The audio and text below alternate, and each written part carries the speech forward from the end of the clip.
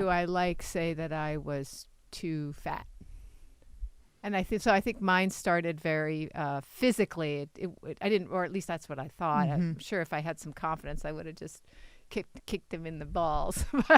I'd like to go. Do we know where he is? I got strong legs. Actually, I do. Wow. But yeah, so it was accumulation of things. I was obviously vulnerable, but I didn't. Mine started very much for like physical reasons, and then it became a way to cope. Because I relied so. Yeah, but I also, because as a young girl, you care about if a young man whom you have a crush on. I mean, I was a little older than you. I was 14 when it started surfacing.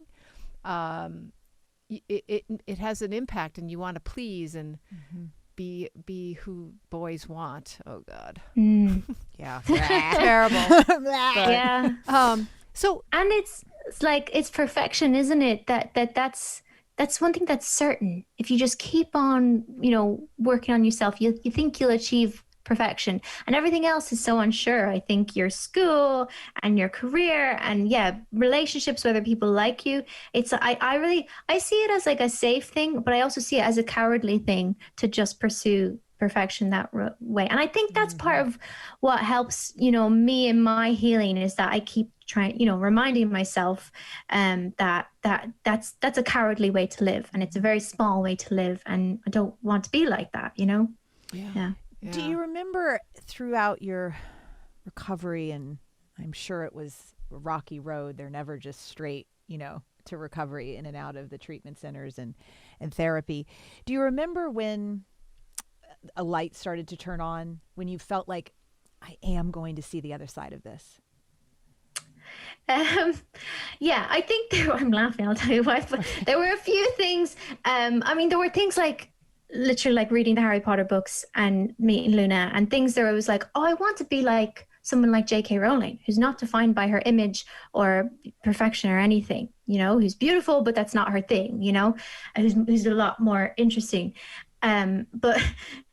So then I was in this treatment center in London, actually. That was when it was really bad. And I think there were things like, I had a crush on one of the guys in the treatment center.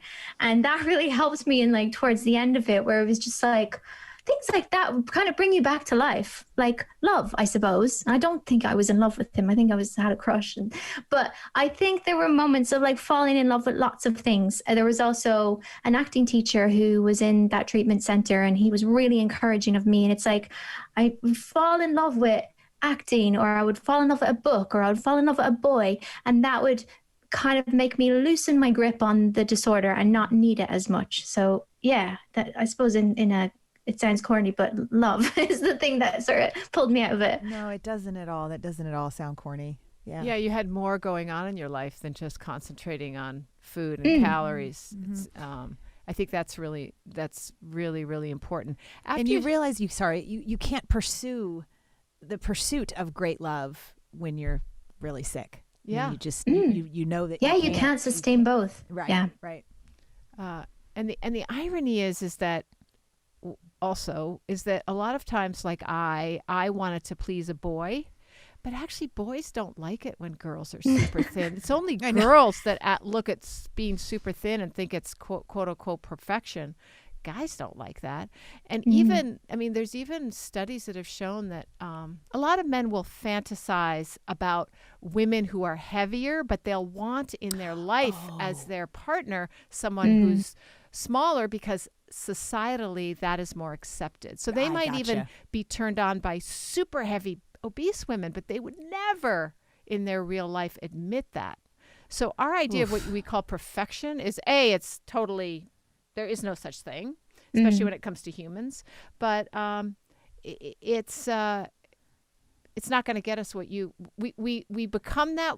We want to be perfect because we want love, but actually in the end, it doesn't get us love. A very thin woman obsessed with food will never have love, like you learned. Yeah, and it's funny that you say that, you point that out. It's like the men are as much a victim of the patriarchy as women are, because it's not like if you really come down to it, it's just money, isn't it? That's why we're made to feel that way, because people don't make money if we're not feeling bad about ourselves, if we're not spending on ways to improve ourselves, if we just accept ourselves, like, capitalism doesn't really thrive. The whole beauty industry tanks like overnight. Yeah. Thank you so much for tuning in today. If we helped you in any way, then click the subscribe button and let's keep hanging out together. We have so much more to share with you. And if you need more information on actually making the switch for good, please visit us at switchforgood.org for loads of info. And you can subscribe to our mailing list where you will receive all sorts of super cool gifts, discount codes to our very fave dairy-free products, and a lifetime of powerful health tips. So join us on the journey to switch for good. This is the future.